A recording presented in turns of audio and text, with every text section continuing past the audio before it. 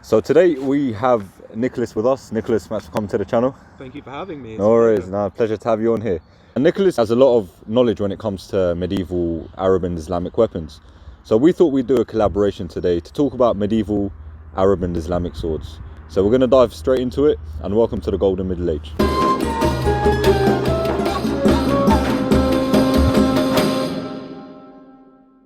I think to start off the conversation, it would be best to talk about the time frame of, the medieval period. Okay. And when do we actually start off in terms of figuring out when to talk about these specific, topics. So, for example, a lot of historians differ about when the medieval period starts. Mm-hmm. And in the Arab and Islamic world, could it possibly go back to the pre-Islamic era? And can we class that as medieval, or do we actually start from when, let's say, the Abbasid Empire was dominant? So the idea of the way we categorize the medieval period is conjecture. Medieval just means a middle period. Yeah. And it's something that I believe came up as part of the Renaissance, when there was this kind of rebirth of classical learning. Okay.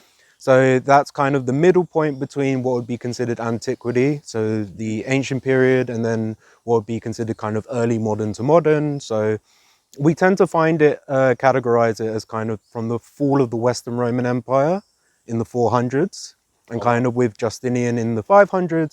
And then it kind of, we have several dates where we think it might have ended. So that would be the siege of Constantinople in 1453, when it was seized by Mehmet II of the Ottoman Empire, the discovery of the New World by kind of Europeans, from the European perspective. These tend to be kind of the cutting off point anyway. Yeah. So in terms of Islamic history, it tends to kind of be slightly before kind of the life of Muhammad. So pre-Islamic Arabia, pretty much, yeah. So pre-Islamic Arabia, though the kind of time period when that happened is maybe 100 to 200 years. Okay. And it's important to emphasize that as kind of the Greeks and the Romans kind of had a classical period, you could say that the Arabs and also the medieval Islamic period had its own kind of classical age as well. Okay. So kind of when the Umayyads and Abbasids were in power, the House of Wisdom, kind of before the Mongols came down. Okay.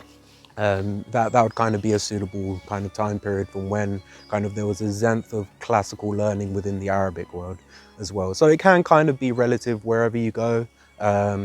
And it can vary, but the medieval period we would say would tend to be from kind of the 400, 500s to 1400s, 1500s. Nice, interesting. In that case, if we want to direct this conversation to talk about swords in the Arab and Islamic world, can we start before Islam was established? Because if we talk about the Islamic world, we're talking about post, Prophet Muhammad and after the establishment and the spreading of Islam. Yeah, definitely. Yeah. So when we say medieval Islamic, we would have to mean from the Umayyad period onward, or like post kind of conquest of the Arabian Peninsula, kind of when Islam very much began to take hold in this area. Yeah. So it's a bit of a misnomer, but unfortunately it's kind of the best definition we have when we talk about medieval arms, because the Abbasid period didn't last throughout the whole medieval period, the Umayyad as well. We would say that the type of swords that were used were probably very similar in any case. Even in the pre-Islamic period, you would have straight double-edged swords as well. And kind of with the Abbasid period and with the Umayyad period to an extent, that kind of begins to take off as well. But that's because, by the Abbasid and Umayyad period, a large section of the earth is under caliphal rule. Going into the types of swords, you mentioned that they were predominantly straight, okay? And there might be this misconception about curved blades being prominent in that region, which they were obviously maybe going into the 12th and 13th century. Yeah. But there is a misconception that all swords were basically sabers or scimitars. I know you have maybe a problem with that term. No, that's fine. I mean, it's highlighted in your previous video as well about scimitar. It's an Orientalist term. It is, yeah. So Orientalism in a nutshell is something that was coined by a historian called, or he wasn't a historian, but Edward Said.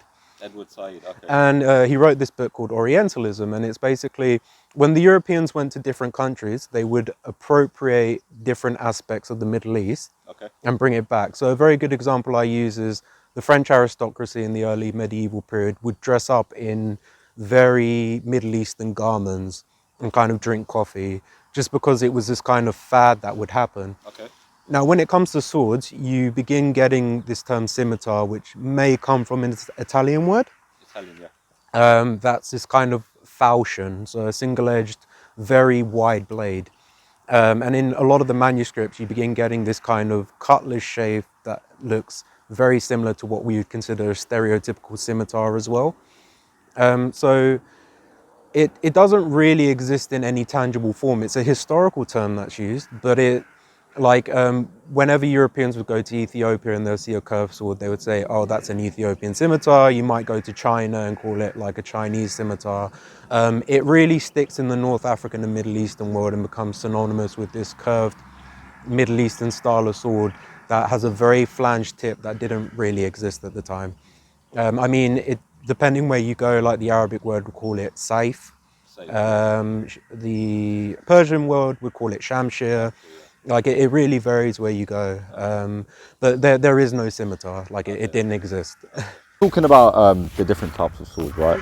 Could we maybe narrow it down to three main types? So the straight, the curved, and the edge and a half. That's it. Yeah. So this comes from a gentleman named Ibn Akhi Hizam. Now, Ibn Akhi Hizam's the father of Furusiya literature, which is the military treatises that were medieval Arabic. Some of it's in Turkic, the majority of it is in Arabic, and arguably there's an Ottoman treatise that might follow the same lineage as well. So he categorizes three types of swords. He categorizes a straight double-edged sword, a single-edged sword, and what's called an edge and a half sword.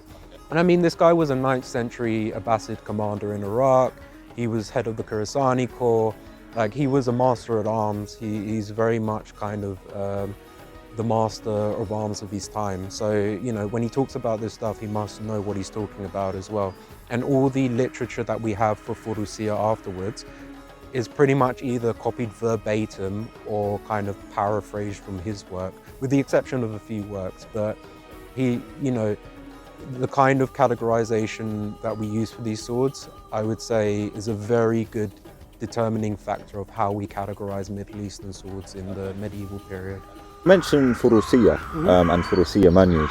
Now, some I've come across are Mamluk manuscripts. One is called, for example, Nihayat al-Su'ud. Yep. Now, was the kind of Mamluk outlook on Furusiya the most dominant one in the medieval period? Yes. In the Arab and Islamic world? So without the Mamluks, you can't really get Furusiya. And the reason is because when the Abbasids set up this institution called the Mamluks, which are basically they're nomad adolescent boys which are brought to the Abbasid Caliphate, and mainly from what we'd call Transoxania, so that's modern day Uzbekistan, Turkmenistan, and they're basically taught kind of Islam, they're taught these training.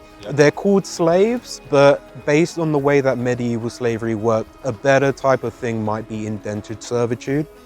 And after their kind of graduation, they get more mitted and freed. Okay. Now, the benefit of that, if you're a ruler, is because they're getting freed and they're in this alien country that they're not a part of, they're not born there, they owe their sole loyalty to you. The bad news is when you have a successor, they owe their sole loyalty to the person who freed them. So you get this really awkward situation where you have like overthrows, like the caliphs become more or less figureheads in the medieval period as well. But on to kind of the subject matter of Furusiya literature, without that, without the caliphs and the Mamluk institution, you really don't get Furusiya literature. It happens under somebody who's head of the Khorasani Corps. It happens with this kind of the implementation of the Mamluk institution. It's there to synthesize Eastern Roman Byzantine, Arabic and Turkic and Persian styles together in one, which is why when you look at Furusiya literature, it's hard to distinguish one between the other, because you're trying to create this elite cavalry corps of people who are disciplined enough to face nomads, who are very hardy and come from a very rough background. And also make them this elite cavalry unit as well.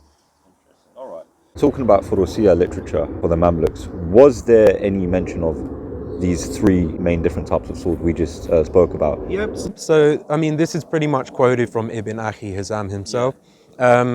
Because he's the father of Furusiya literature, and because a lot of the sources after just tend to quote him verbatim, you do tend to give this. There's a person called Al-Kindi as well, who you're very well aware. He's a very prominent intellectual in the Abbasid world. He wrote a treatise on sword making and its kind, and he distinguishes like where the swords are from, what material they're made of. Are they white iron? Are they not? How are they etched? Like, is there watering on the blade, which suggests it's something called crucible steel, which is a very high quality type of steel that was manufactured a lot in the Middle East. And talking about these different types of swords, I want to mention the curved blade or the sabers. So from my research, they came into the region in about the 12th and 13th centuries, and that mainly came from Turkish influence. And what do you have to say about that? So we have, even in the Abbasid Caliphate in the 800s, with Ibn Akhi Hizam and Al-Kindi, we know that curved swords were an option. Now, they were very shallow curves, and the yalmans that they had integrated very well into the blades. They're not kind of what you see with the stereotypical very curved sword. And I mean, that's suitable when you're on cavalry and you need to strike somebody. Gives you that kind of slash in motion. It suits the slash in motion. And especially if you have a top heavy blade, it makes a very good slashing weapon as well, and cutting weapon. So it was an option. We just don't know how predominant it was. Now, when you get to the 13th century, so the 1200s, it begins to take off more and more, until by the 1500s, like, the main type of sword being used is a curved type of sword. Now, there are places like Oman and the Sudan and the Takuba, which is used by kind of Berber tribes, where there are straight double-edged blades, but they're not predominant. So by the time you get to the 1500s, the main type of blade being used was a single-edged, and maybe slightly sharp at the back as well. But yeah, a single-edged curved blade. And when you mentioned the edge and a half sword, what does it look like? So you would have this kind of slightly curved blade that kind of comes out, that's very thin, and on the top you would have this kind of widening that goes towards the tip. Kind of like, if you imagine it like kind of an asymmetrical triangle. So one side is going kind of very curved, and then the other side just kind of peters out and then curves up and goes to the tip. And that is what we call a yalman. Which is basically just a kind of widened edge towards the tip. It enables you to cut more effectively. It gives you an opportunity to cut with the rear edge of that part as well, because that would be sharpened at times. And especially if a blade is, Ibn Mangli, who's a bit later, who's kind of a son of a Mamluk but guarded the Mamluk Sultan, he talks about the sabers tended to have kind of dull pointed edges. So it just enables you to kind of cut more effectively as well. Like we said, from horseback, it just enables you to kind of go in for the cut a lot more optimally than if you were using a straight blade as well. So straight blades were probably mostly used by foot soldiers or infantry in battles. By the 1500s, a lot of them are going to be kind of curved swords. But earlier on, there isn't really any distinguishing thing between a straight sword and a curved sword. It's really a matter of preference. And we have that preference. For example, Ibn Akhi Hizam talks about the straight sword being optimized to thrust. And if you want to do that, you're going to want to thrust with it. Whereas Ibn Mangli in his hunting treatise goes, oh no, you don't want to do that. Like, if you have a straight sword, you're going to want to cut and thrust with it, because all these Mamluks over here have like curved swords, but they got dull points, so you can't really stab with it. But the best thing about having a straight sword is you can cut and thrust with it as well. So even then you have this divergence point between different people at different times saying what type of swords they prefer and how you should use it. And like, that's a thing that runs through kind of European history of arms use as well. So even in the Middle East, there was never kind of this mass consensus that this is the way you use a sword. Probably it might have varied from place to place. And the thing about Furusiya literature is, for the elite troops at least, it kind of standardizes things. But even within that standardization, there's room for kind of differences of opinion. Okay, interesting. And when we talk about the medieval Arab and Islamic world, and we talk about the influence on swords and weaponry in general, can we say it's mainly Turkish dominated? Because if you look at the Mamluks, they came from Turkic origin, and then you had the Seljuks who also dominated that area for a while, and then after that the Ottomans came in. So after the fall of the Abbasid Empire, there isn't really this powerful Arab dynasty by, let's say, ethnic origin which dominated the region. So the Mamluks mainly consisted of Turkic nomads. So that influence is very much there. Now, with the Turkic adolescent teenagers you're going to bring in, you choose them to be adolescent for a reason, which is because they've adopted the hardy nomad lifestyle. So they're hardened enough already. But because they're young, they're still rather impressionable. So in terms of fighting style, they would look at that and they would teach them a mixture of kind of Persian. There might be some Eastern Roman Byzantine stuff. And there would also be Turkic stuff as well, because the Turkic people who were being inducted into kind of the Mamluk institution, they wouldn't have only have been Mamluks, you know, there would have been people coming in, you would have had this kind of cross synthesis of different styles as well. But when we mainly talk about the Mamluk system, a portion of it is very well going to be Turkic, a portion of it is going to be Persian, a portion of it is going to be somewhat Arabic as well, and also, like I said, this kind of Eastern Roman Byzantine stuff as well. For example, we have a lance guard called the Roman but also Syrian guard, which is a couch lance with two hands. So, and you have another one called the Khorasanian guard, which is Khorasan is a part of Persia or modern day Iran. So you have these different underlining things which are kind of adopted and work together as well. So you mentioned about how a curved blade would be useful off horseback, right? It's a good slashing weapon if you're especially striking downwards in the slashing motion. Now, what about different cuts and strikes using, let's say, Furusiya literature? Sure. So at the moment, there isn't a lot of Furusiya literature that's been translated. Luckily, we actually have European testimonies on how the sword was used by, you know, they call it certain moves Turkish moves. Because Turkish was kind of used in the early modern period as a catch-all term for somebody from the Ottoman Empire or the Middle East. So you have stuff like, for example, the Turkish Cut. Now, the Turkish Cut became known as the Hellish Fourth in kind of Germany, Poland, Central Asia, Central Europe. And it's just an upwards cut that's really difficult to parry. And you can use it as a setup, so you can block and you can cut up to the hands, kind of dismembering it. You can do it just very suddenly. You can do it with the back edge of the sword and you can do it with the front edge of the sword. There's a kind of Spanish fencer called Pacheco, and he has kind of a section in his treatise about fighting the Moor or the Turk. And he says what they tend to do is cut the blade out of the way and then do a follow-up cut. And then if that's missed, they'll bring it up and just cut the hands. So there's that. There's also what's called the Turkish Strike, where you might cut into a person and then you wind the blade back and then you cut to the back of the head. And that's a horseback type of technique, because you pass them, you wind the blade, and then you cut at the back of the head. But it can be translated on foot as well.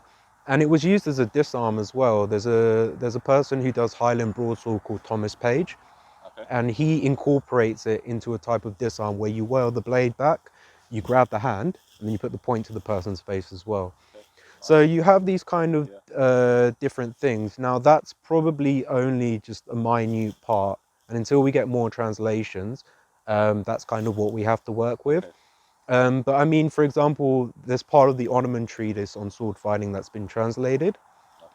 And what's interesting about it is you actually see those underlining things as well. Though his stuff from Nezu Matraki's work is more sword and shield. You can easily translate it to single sword if you want to, but a lot of that is setting up so that you can cut at the knees.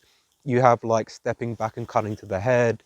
You have a lot of feints and cuts. You have chopping the opponent's blade on your shield while using the rear part of the blade and then cutting at the legs.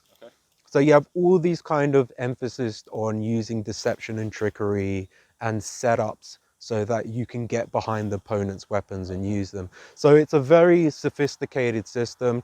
It's a very military system as well. Like in the medieval Arabic, Persian, North African world, dueling wasn't really a thing.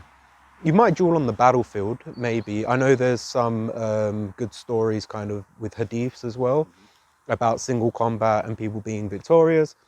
But in Europe, where dueling was kind of this socially acceptable thing, it wasn't really the case in the Middle East. So what you actually get is these very interesting stuff where this is very military stuff that you use. Okay. So designed to kill, basically. Designed to kill, incapacitate, go to grappling, mounted combat, wrestling, you know, whatever you want to do. It's there to teach elite soldiers how to fight with Furusiyya literature. Now, it wasn't only limited to Mamluks. Ibn Mangli tells like non-Mamluk Faris, which is just knights or horsemen, like you should read Ibn Akhi Hizam. Okay. Because his stuff is so highly revered as kind of a piece of literature on how to fight. So in terms of its context, it is very military. It is there to kind of engage in open combat with people. All right then, so talking about these different techniques, why don't we try them out? Yeah, sure. You lead the way, show me what to do, Okay, and then we'll get straight into it, yeah? Great, yeah. All right, let's go. Nicholas is going to teach us some of these cuts and strikes we just spoke about. I'm still a beginner in this, so excuse me if I make some bad mistakes. No, that's absolutely fine. I'll just follow your lead. Sure. So the first one we're going to do is what's called a Turkish cut, which is, I'll just demonstrate, it's an upwards cut that's difficult to parry, so it can come from either way, like that. Now, the way you can conceptualize this in one sense is, if I go to strike him, I can use it as a follow-up to cut the hands. And that can come from more or less any angle. So if I'm coming this way, like that, if I'm coming that way, I can flick up like that. So it's just a very good, very easy way. So if he's in an on-guard stance or whatever, I can just like that and go to his hands. It's just a very kind of cunning way to go up, and it's been recorded as difficult to parry as well. Okay. So it's kind of a very sneaky cut. And is it mainly to disarm the opponent? Yeah. So there's actually killing them straight away. No, so you can dismember the hand. It's just a very good follow-up, and because it's difficult to parry, you can fool your opponent as well. So one of the things Pacheco talks about is, let's say you just have your sword out. Front foot forward, or what stance? It's ambidextrous, so you can use whichever one. Okay. So what he talks about is the Moor or the Turk will cut the blade out of the way and then go for a follow-up strike. Okay. But on the off chance I try to cut your blade and then it misses, so let's say I try to cut and you miss it out of the way. Okay. So you just move your sword out of the way. Okay. Bang. All right. Like that. All right. Or he says they stand still. So if I go like this, like that. We're doing it very slowly, obviously, but in a kind of context where it's fast moving, it just works very effectively. Okay, so should we try speed up just a bit? Okay.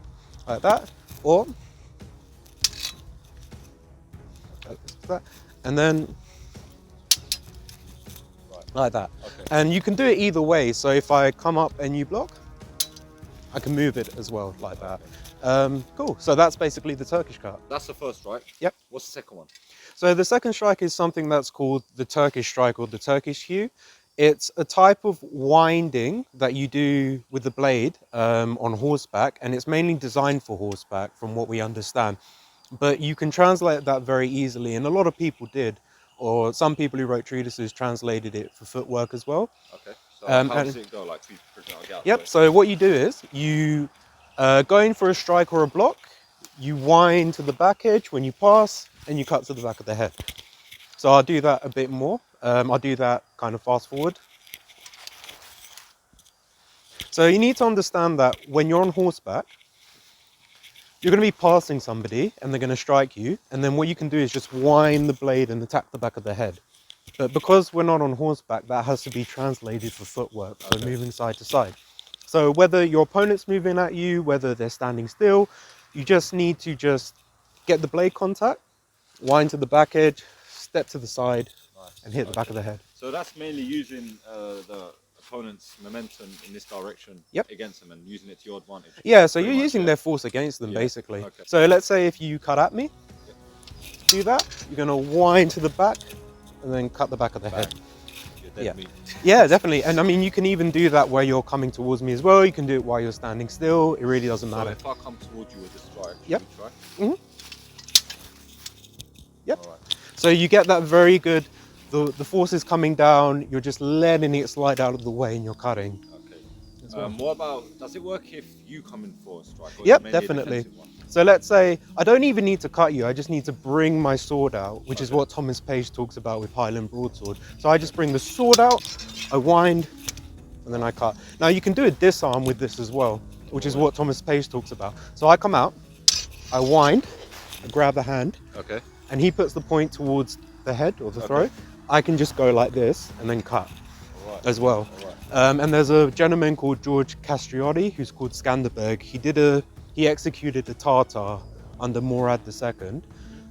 There's some speculation he may have used this move. I don't know how true that is, but he decapitated the guy's head off. But he basically got to the stage where he disarmed the guy, he had his hand on, and he did this cut that just cut off his head.